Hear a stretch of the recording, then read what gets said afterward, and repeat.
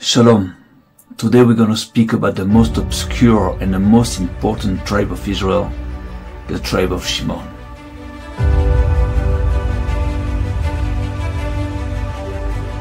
Now what I'm about to tell you about Shimon might be hard to accept at first, hard to digest, but then you'll see how true it is as it sheds light on many dark spots in the Torah. Shimon is not the son of Yaakov, he is the son of Esau. Shimon is the father of Osnat, the mother of Ephraim and Manasseh. Shimon is at the heart of the royal tribe of Yehuda.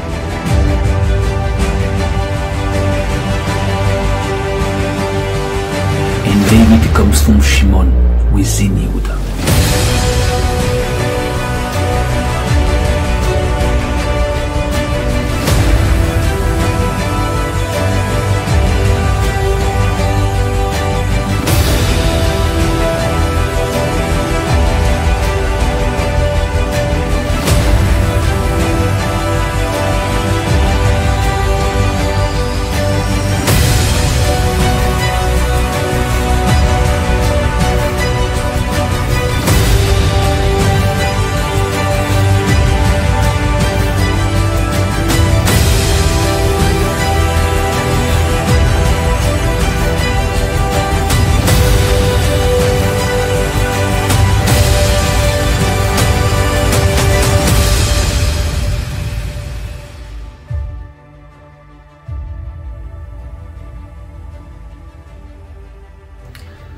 Now what's shocking about the tribe of Shimon is that when Yaakov and later on Moses do bless the tribes of Israel, they do not bless the tribe of Shimon.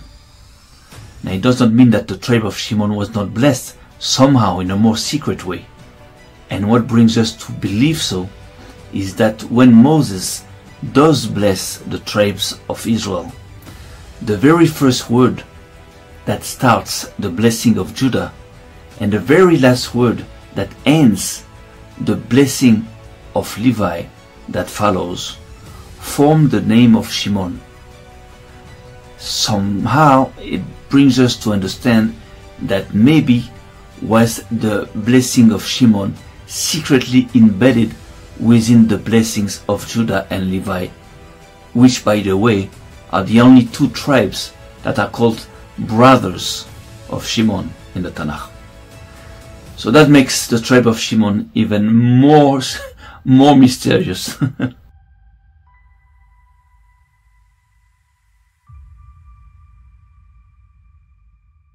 So to better understand Shimon, let's start from the beginning. The day he was born. And the day he was born, his mother Leah says, "Because God understood that I was hated, and he gave me also this." Whoa. So here we have four things to underline. First of all, that Shimon came from hatred. Second of all, that God gave her and not him, not to Yaakov, that child. Third, that Leah seems to despise him because she calls him also this. And four things, that Shimon might have come with something else or someone else, because she says also this, gam et ze. So the first impression that we have here is that Shimon might have been conceived through hatred and even by someone else than Yaakov, because she says that God gave her and not him, not to Yaakov, also this. And somehow we also understand that she didn't want him, and that that child was somehow forced upon her.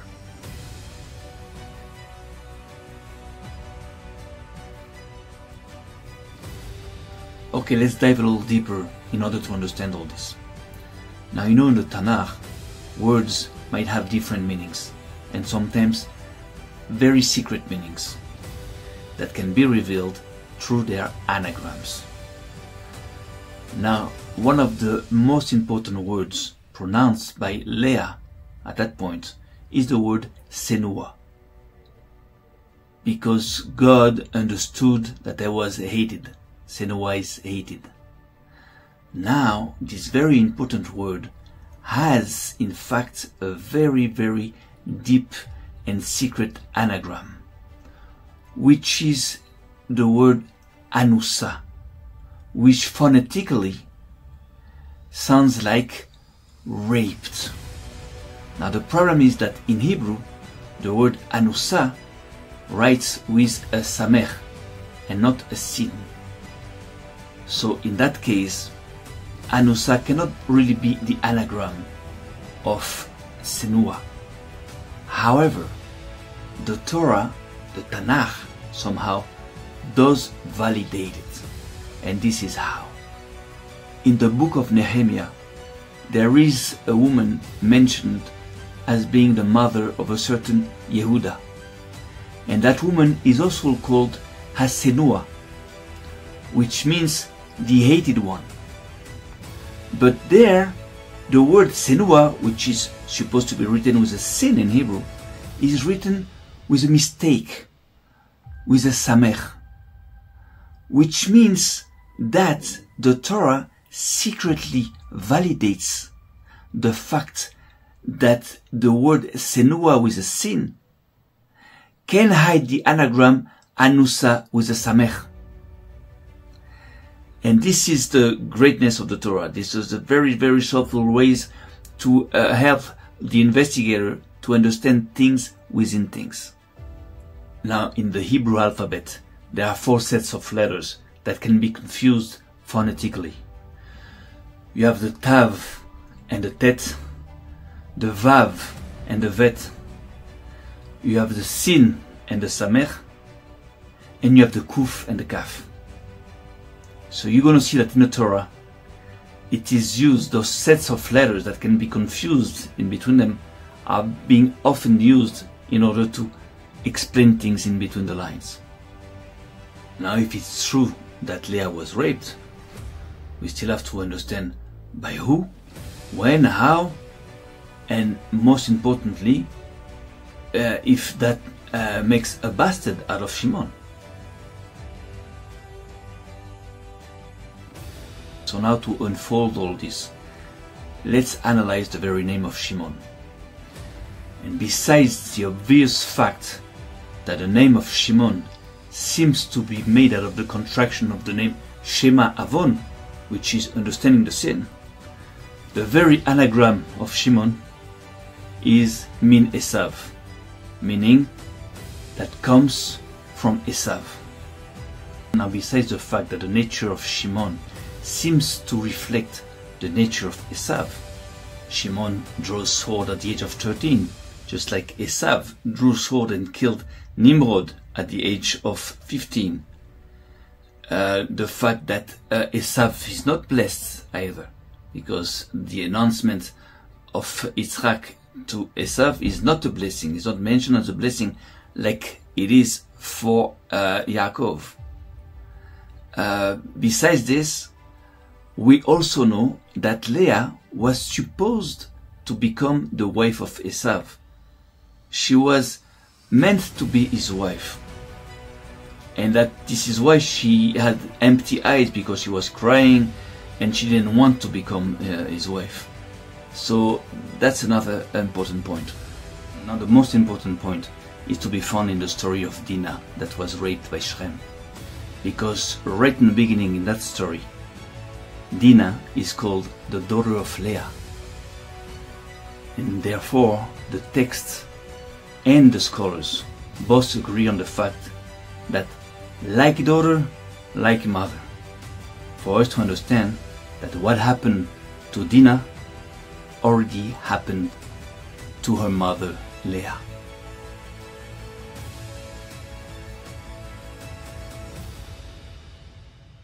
Now, if it is true, that means that Leah might have been raped by Esav in the field.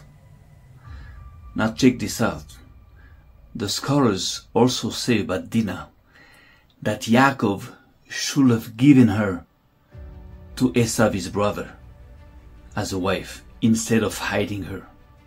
And it is a matter of fact and of divine justice that Dinah will become Shimon's wife. Now, according to the laws of the Torah, Leah is not guilty of any crime or any complicity of crime, because she was raped in the field, and by being raped in the field she could have shouted and not be heard, unlike the woman being raped in a city that could have shouted and then been heard. So here she is not guilty of anything. Not only that, but she remains a virtuous woman, a very strong and holy person, for taking upon her all that pain in order to fulfill Israel's destiny. And this is very nicely confirmed by the very word gam. Gam that Leah uses to describe Shimon when he is born, by calling him gam et ze, also this. Well, when Esau meets with Yaakov, and you see all the servants bow down to Esau, well, when it's Leah's turn, you see that it's written that she also bowed down. Gam Leah, also Leah was bowing down. Just to say that even her, after what Esau did to her, she bowed down. You understand?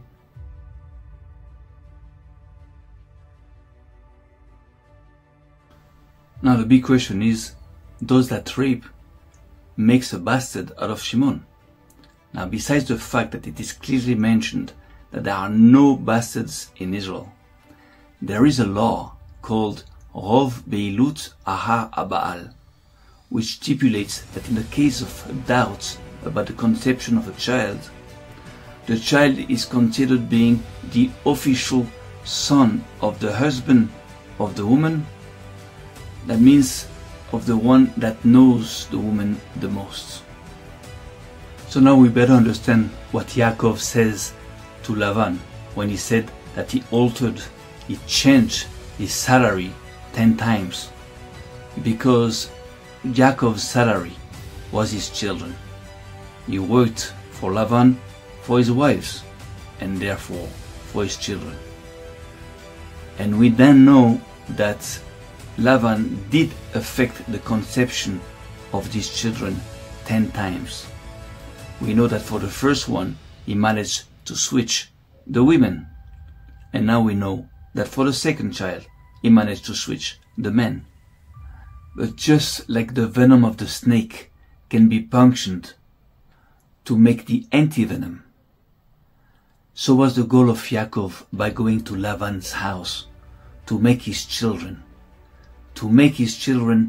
with all the potential of becoming a nation that will become the very antidote to evil for the entire world. And this is secretly confirmed by Yaakov's fight with that angel, what we call the angel of Esau, what the scholars call the Satan. Well, when he wins that fight, Satan renames Yaakov and he gives him the name of Israel. Now in Hebrew, every letter is also a number, and the value of Yaakov is 182. That of Israel is 541. And the difference between 182 and 541 is 359, which is the very value of Satan. In order to tell you that by winning that fight, Yaakov took upon himself all that there is to know about Satan, in order to become himself the antidote to evil.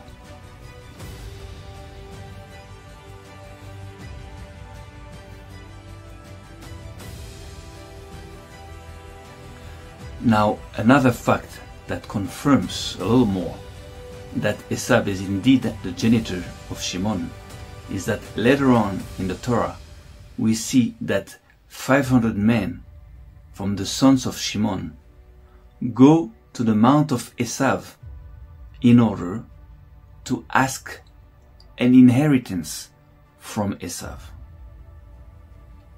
So now you understand that something here is wrong. How can you ask an inheritance from Esav if you don't yourself claim yourself from coming from Esav?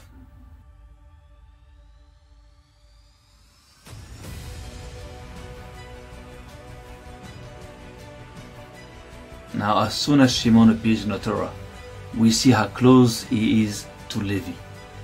Shimon and Levi are the ones that draw swords together in order to go kill Shem to avenge their sister Dinah. Then when Yosef reveals his dreams to his brother, he says, Shim'una, understand me or listen to me. Shim'una, revealing the very name of Shimon, which means that Shimon and Levi are indeed the two brothers to who Yosef is going to reveal his dreams first. Then Shimon and Levi are the ones that recognize Yosef from far away and attack him and put him in the pit. Now, besides the many similarities that show how close Shimon and Levi were, like for the example, the fact that they were also, both of them, deprived of any physical inheritance. It is Yaakov that confirms how close they were by calling them brothers, like if they were more linked through brotherhood than all their other brothers together, like if they were twins. Now, when we take a better look at the very words that introduce the birth of Shimon and the birth of Levi, the words Vata'ach od, Vateled ben Vatomar, we see that these very words are in fact written with the exact same accentuation, which is extremely rare and which is an indication that it is the same sentence being repeated twice in order to let you know that this happened in the same time.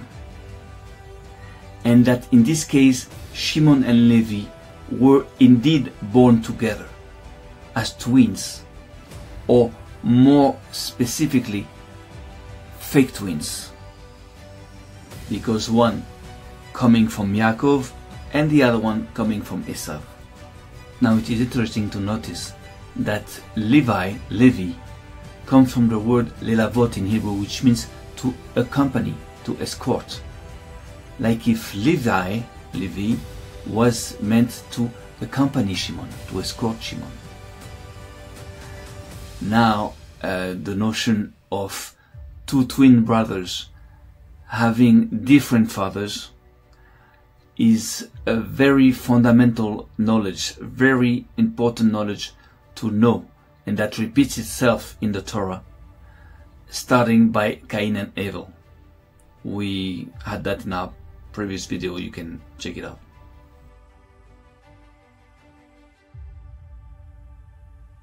So let's make a first recapitulation of everything we believe we understood so far. Shimon was born from the rape of Leah by Esav and was born with Levi, which is the son of Yaakov. Leah is not only innocent of what happened, but is also taking credit for taking upon her all this. And Shimon is therefore very important and very special, not to be rejected, but to be fully included into Israel.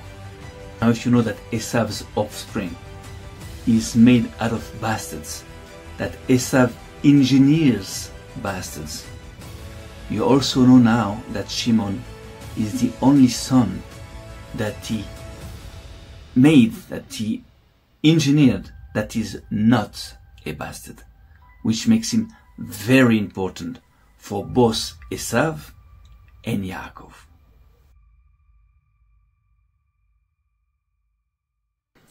Now, when Yaakov manages to run away from Laban's house with his entire family, we see how Lavan catches up with him and then claims that all of Yaakov's children are in fact his children.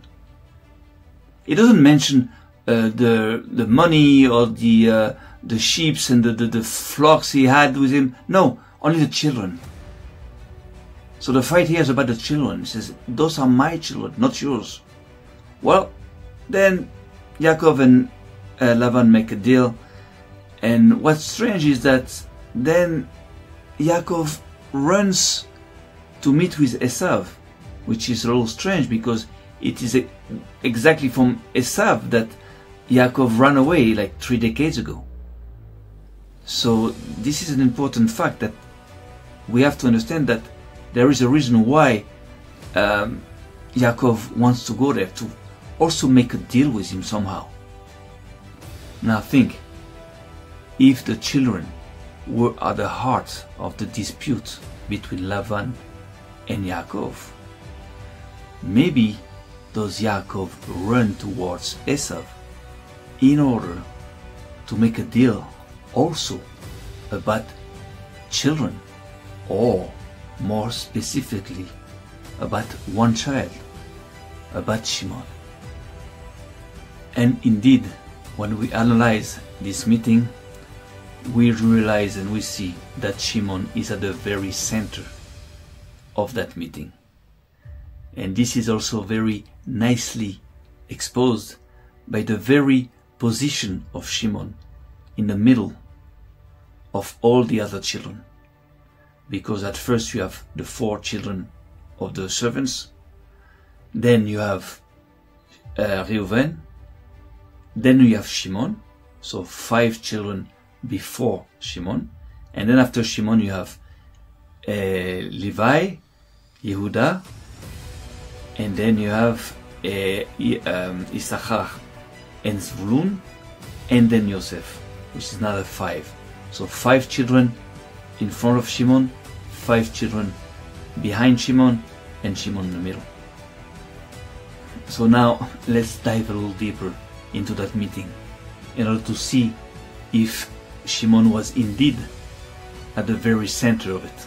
So now, as we just said, we see how Yaakov is anxious to meet with his brother Esav and to tell him how much flocks he made while living with Lavan until now, and he sends messengers to Esav, and when these messengers come back and announce to Yaakov that Esav himself is coming with 400 men, then Yaakov decides to send samples of these flocks to his brother Esav. Now we know that Yaakov did collect the flocks from Lavan that had brown and white marks. Now, by knowing that brown secretly refers in the Torah to Esav, which was brownish, was born Admoni, reddish, brownish, and to Lavan, which means white in Hebrew, we understand that by sending all these animals ahead to Esav, Yaakov does in fact refer to his own children, each one has that had been conceived with the influence and with the interference of both Lavan and Esav. Now the message of Yaakov to Esav can be interpreted like this: look at the children, created out of the both of you. Now these children that I managed to extract from evil, I'll make out of them a great people in order to fight evil, but also for you.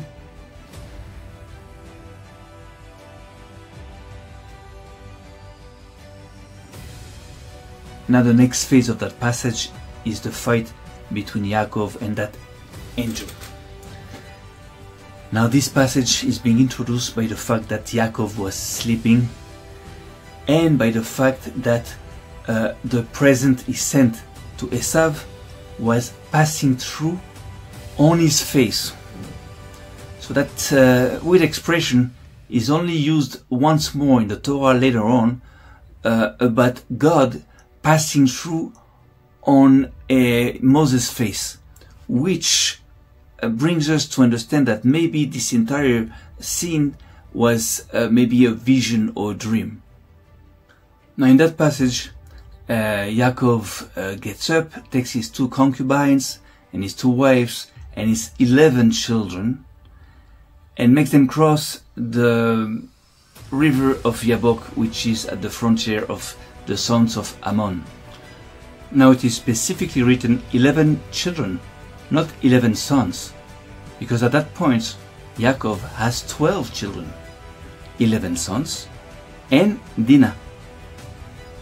And this is why Rashi very wisely points to that important fact that Dinah in fact was hidden into some kind of suitcase or something, and just in order for you to understand that Dinah was included into these 11 children, meaning that when it brings all these 11 children from one point to another, there's one child that it doesn't bring with him. And more than that, by the fact that it is written in the following verse that it made him cross the river and made cross everything that was his, we know that the son that it did omit on the other side was not his. And since we know that at that point Shimon is the only son that is not from Yaakov, we deduct that that son that stays on the other side is no one else than Shimon, and that when he goes back, it is with Shimon, or the angel of Shimon, or the protector of Shimon, that Yaakov is going to be fighting. Now we have to understand that that fight is indeed about including that son into his family. He's going to fight to include Shimon within Israel. This is why when that angel hits Yaakov, it does hit him at the precise place in the body where the children come out. And Kaf Yerer Yaakov also has the very value 512 of Shimon and Levi, meaning that the blow that Yaakov is going to receive is going to be about his offspring. Now what's very important is that by winning that fight, then that angel is going to bless Yaakov by renaming Yaakov Israel. That means that somehow when Shimon is going to be accepted into Yaakov's family, only then Yaakov is going to become Israel, which is very, very clearly confirmed by the fact that after Esav's meeting, when Yaakov arrives to Shechem, it is says that he arrives to Shechem Shalem, complete as a whole, meaning that Shimon is the person, is the son that's gonna transform Yaakov into Israel. There is no Israel without Shimon.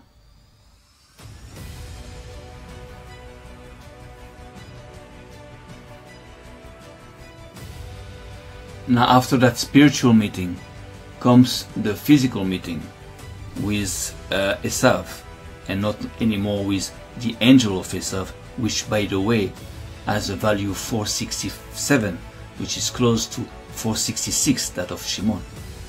So now when Yaakov sees Esav, the first thing he does is to protect Shimon, like we just said before, by placing Shimon in the middle of all the other brothers. Like we said, you have Gad, Asher, Naphtali and Dan, Reuven, 5 sons ahead, and then Yehuda, Levi, Issachar, Zvulun, and Yosef behind Shimon. So that's the first thing he does. Then Esav looks at the women and the children, of course, since the children, like we said, is at the center of that meeting, and he says, who are these for you? Mi ele lecha. And it's very, very, very subtle, but in the Hebrew, the word ele is also the anagram of Leah, meaning that while saying this and looking at the women and the children, Esav also says, who is Leah for you? You understand? And then we can see that there is a big negotiations going on between Yaakov and Esav. Negotiation about what? We don't know. But we know that Yaakov gives a lot to Esav. Gives everything, all the benedictions that were coming to him. Imagine, that means that Yaakov is paying a very, very high price for something which we know, which we believe is the right to have Shimon remaining within Israel as being a part of Israel. Now by understanding this, we understand how important is Shimon, because Shimon is going to become here the very battlefield between the forces of the blood and the forces of the spirit. What is stronger, the blood or the spirit? Well, this is very important because at one point in that negotiation, in that discussion between Esav and Yaakov, Esav will say, I have plenty, yesh li rav. To which Yaakov will answer, yesh li kol, I have everything. But the very anagrams of these two sentences, these two words, are basarili for Esav, which means what comes from my flesh is mine, and sirlili, what comes from my intelligence, my spirit, is mine. And this is what it is all about Shimon. Very important encounter between Esav and Yaakov about Shimon and the very destiny and the very purpose of the people of Israel. Finally, after a last attempt by Esav to join Yaakov, Esav will tell him, Atzigana imecha min ha'am asher iti. And this is not translatable really, unless you change the word imecha by amecha, meaning I will distinguish between you people and the people that are with me. So this is the last words, those are the last words of Esav to Yaakov, to which Yaakov will answer by a smile, saying, why should my Lord give me such a favor? So this is the end of the meeting with Esav.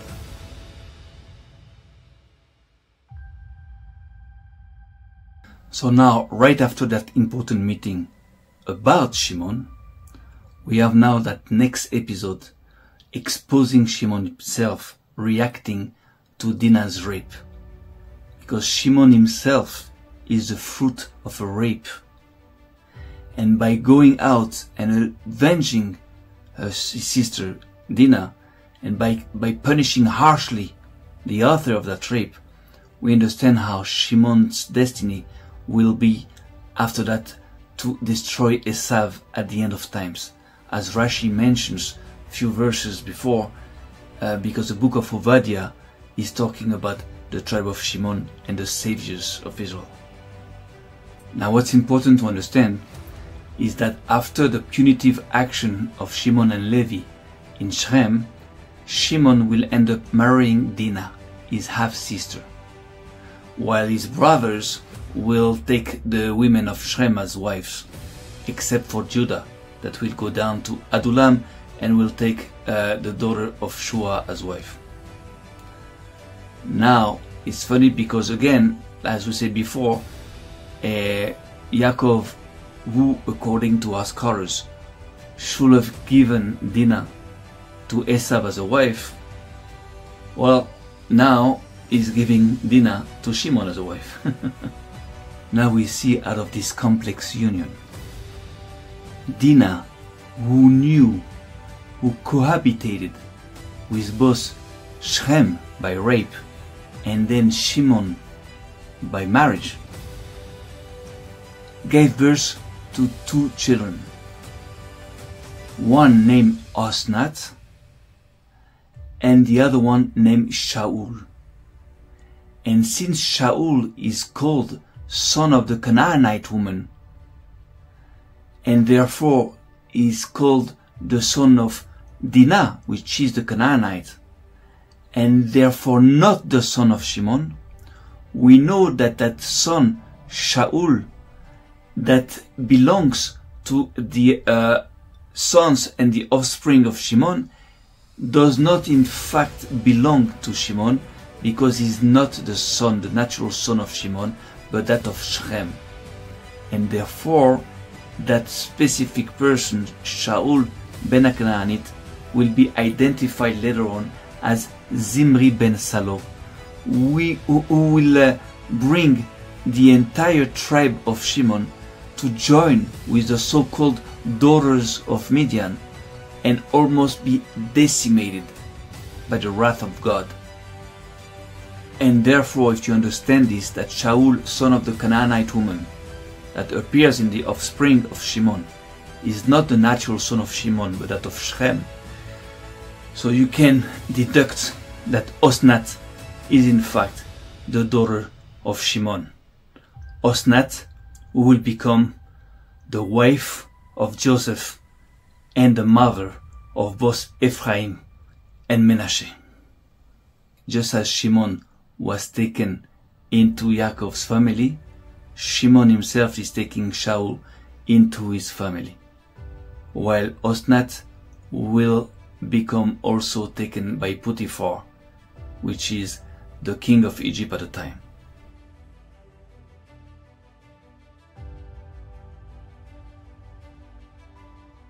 So now let's recapitulate a little bit what we think we understood so far. We have Shimon, born out of the rape of Leah by Esav. Shimon will refuse Esav's ways and embrace Yaakov's ways. A man that will have Esav's nature, but Yaakov's spirit. A man for who Yaakov is willing to give everything he has. A man so important that he will become secretly the very pillar of Israel. And indeed, a man that will marry his half-sister Dinah, that will give birth to Osnat. Osnat that will be given as a wife to Joseph, and that will become the mother of Ephraim and Menashe. So we know how Shimon, the son of the hated one, is at the opposite side of Joseph, the son of the loved one. We also know how much hatred there is between the two of them. We know that Shimon is the one that said, "Here comes the dream master," before to be at the origin of its sale to Egypt. And then the next time we hear about Shimon is precisely when Joseph in Egypt is going to take Shimon and put him in jail, as written, to their eyes. That means in front of their eyes.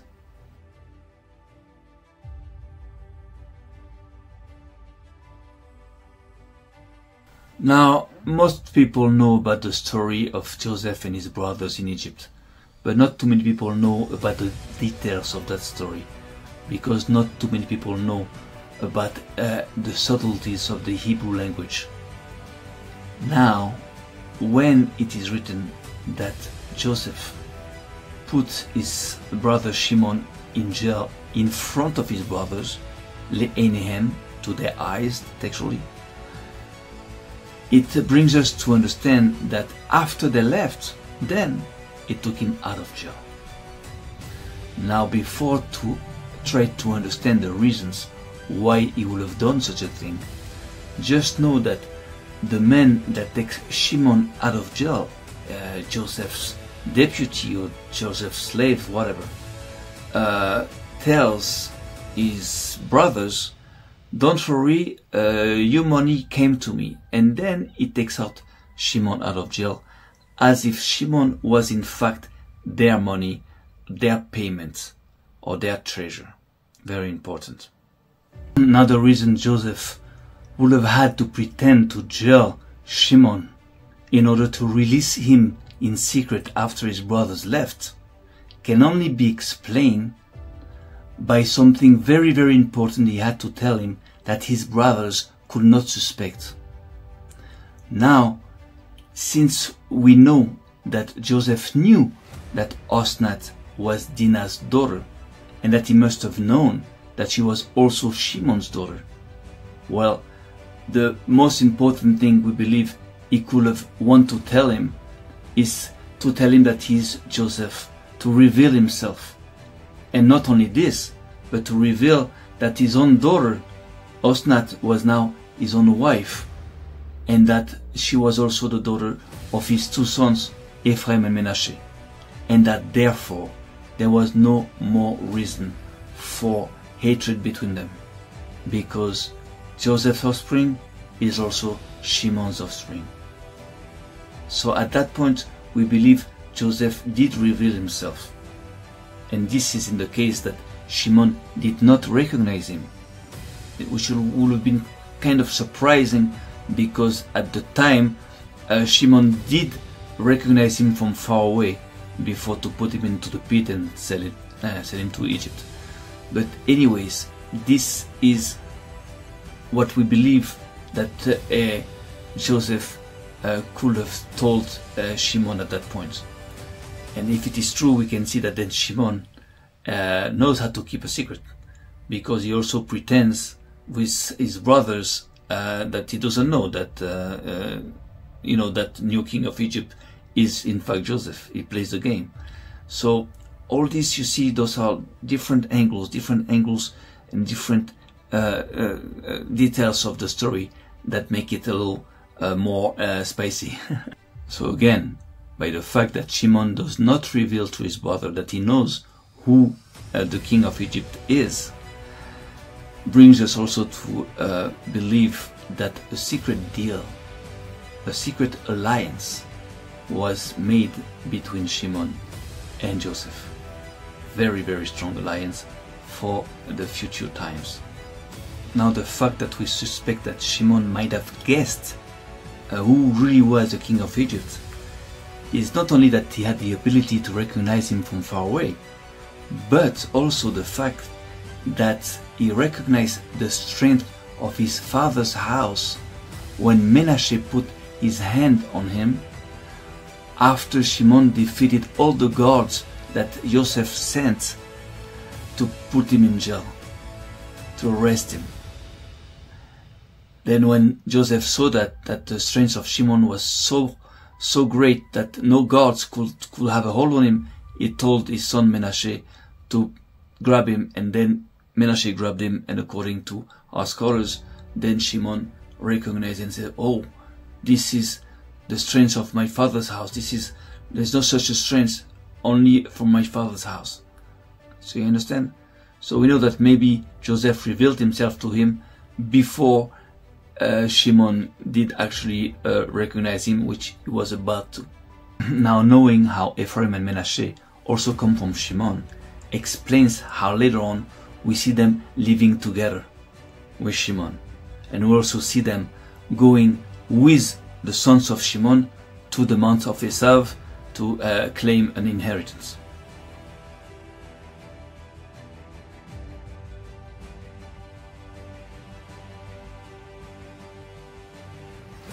Now, the importance of Shimon can also be explained through the importance of Ephraim and Menashe. Because if most people believe that Reuven is the firstborn of Israel, actually later on in the Torah, God mentions Ephraim as being the firstborn of Israel. Then Yaakov also mentions Ephraim as being the firstborn of Joseph's sons, but also of his sons, because he says these two are mine, Ephraim and Menashe, like Reuven and Shimon, meaning that Ephraim is, yes, in his eyes, the firstborn of Israel. Now listen up, because this is very important. After Yaakov cohabitated with Leah, and after he accepted to work another 7 years for Rachel, which was given to him right away as a wife, it is written that Yaakov also went to Rachel. and in a more vulgar way, but more precise way, in Hebrew, lavoel also means to enter, meaning that here it is written that textually, Yaakov also entered Rachel. And the Torah would have never mentioned that if it was not to tell you that at that point, Rachel got pregnant. Now, if you read the text correctly, you see that after that this is mentioned, it is mentioned that God saw that Leah was hated, and then he decided to open her womb, and at that point Rachel got sterile. So here it is mentioned that after that Yaakov came to her, after that Rachel got pregnant, then she became sterile. Which brings us to deduct that at this point she had a miscarriage. And the fact that later on she asks Yaakov, give me sons, not give me one son, but give me sons, meaning at least two sons, we can understand that this miscarriage is about two children. That at that point she miscarried two children. Now, small subtleties. The word milea, it means that when it is written that Yaakov loved Rachel more than Leah, milea, this word can also be read melea, which means Rachel full. Melea meaning that is her body was full, her belly was full. But this is very, very small subtleties. Now when Rachel asks Yaakov to give her sons, or to give her back the sons that she lost, then Yaakov gets angry and says that he's not in the place of God that kept from her the fruits of her belly. And here we have to understand that the fruits of the belly actually mean the children in the womb. That means she had children. And that's why it is very subtly mentioned that Rachel thought that she didn't give birth to Yaakov or for Yaakov. It's not written that she did not conceive for him. She did conceive, but she never gave birth.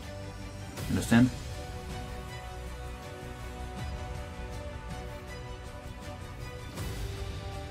Now we better understand Yaakov's reaction when he sees Ephraim and Menashe, and when he says, those are mine, like Reuven and Shimon. Because maybe then we start to understand that these two sons of Joseph are but the sons that his mother Rachel lost long ago, and that resurfaced now within his offspring. This sounds a little weird or crazy, but those are the mechanisms of the souls that are very, very complex. We don't want to explain that now, but this is the surface of the story, behind the story. Now what's very nice to realize is that the very action of Yaakov coming to Rachel, Vayavo Gam Rachel, has the very value 331, which is that of Ephraim. So those are little clues, little indications to confirm all this. And by that very clue, very small subtlety, we understand how Ephraim is important and how Ephraim was indeed the firstborn of Israel that was kept from coming to life through hatred. And it is by the very hatred that surrounds Shimon that these sons, Ephraim and Menashe, will come back. Now one small more detail. Just know that Shechem was given to Joseph, and that Shechem is the place where Joseph will be buried later on. Now we also know that Shechem is the very city which appears on the flag of Shimon.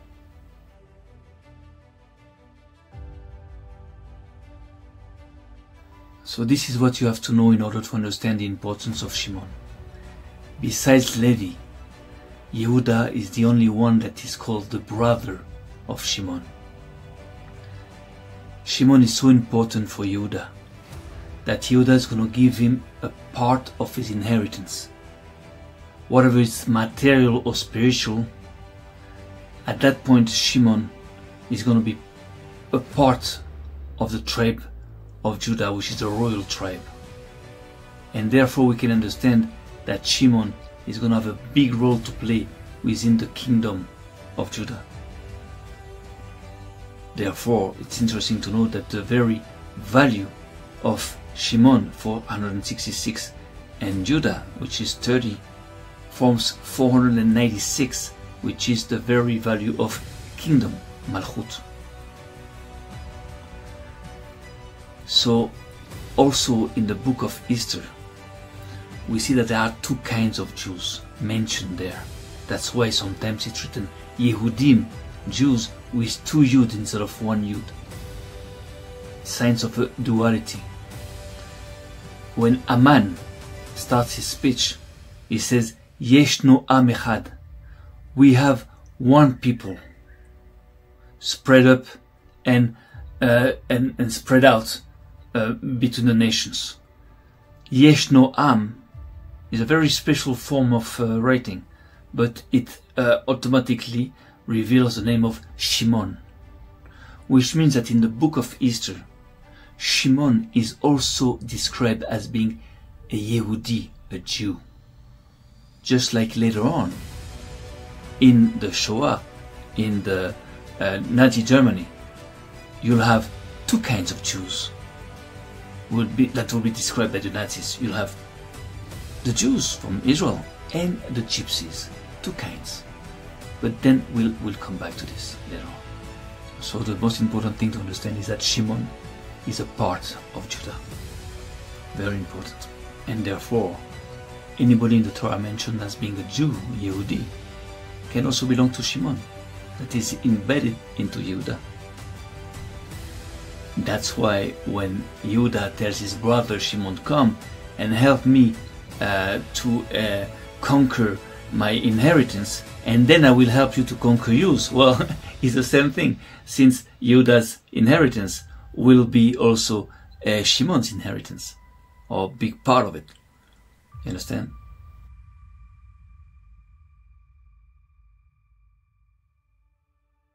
Now, as we mentioned earlier, when Joseph comes and reveals his dreams at first to his brothers, it's not mentioned to which brothers he reveals his dreams. It's not written to all his brothers, it's written to his brothers. And we know by the fact that the first words coming out of Joseph's mouth is Shim'una, revealing the name of Shimon, which means please hear me or understand me, Shim'una. We know that Joseph came to Shimon and then Levi, that was always with him, in order to reveal his dreams. Now, if you notice, there are other subtleties that might be disturbing at first.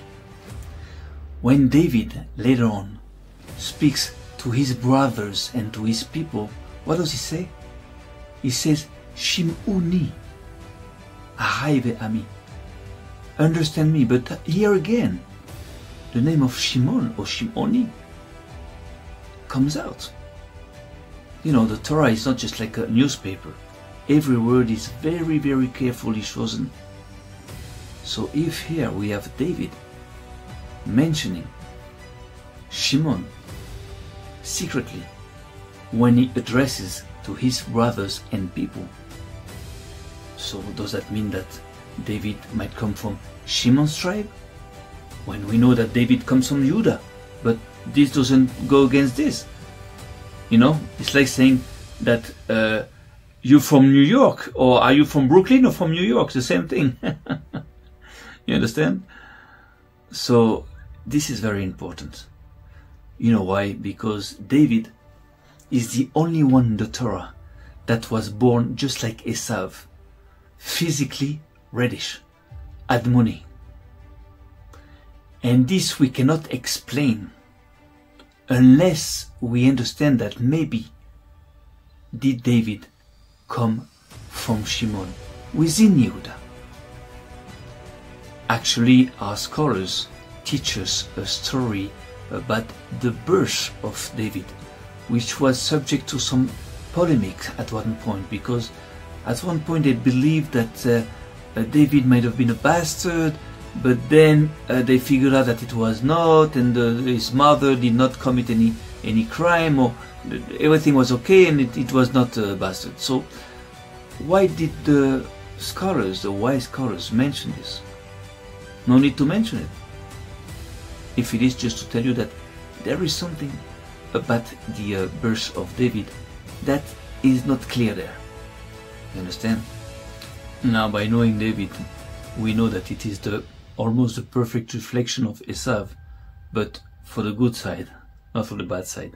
David also spills a lot of blood. He kills, he fights, he has that temper, and he reflects actually also Esav. He's got this little genes of Esav, but for the good side. That means that somehow, if it is true, you imagine, that means out of Shimon can come out somehow the very person out of which the Messiah will come. So now, if the Messiah of Israel, Mashiach ben David, is known as being the son of David, Mashiach ben David, and not of Solomon, not Mashiach ben Shlomo, and if it is known to come from Yehuda, because David officially comes from Yehuda, it's possible also that in fact the Messiah might come from Yehuda, but more precisely from Shimon embedded into Yehuda. Now about the Mashiach, let's go back to the encounter between Esav and Yaakov. When at the end of this encounter, Yaakov says to Esav that he will go to Seir, we know that he refers to the end of times, because he never went to Seir. We then know that when Esav says, Atzigana, Imer Mina Masheriti, he also refers to the end of times. And that very word, Atzigana, which we believe was taken later on to form the word Atzigan, which described the gypsies worldwide, and later on the word Tzigan that describes them until now, we believe that the gypsies might have a very important role to play within the kingdom of Israel. Gypsies, which are worse enemies than Nazis, officially described as being Jews at the time. And now it appears that whatever role they might play, it will be around distinguishing, making the difference between things, between people, which I believe the gypsies worldwide have a special ability to do so.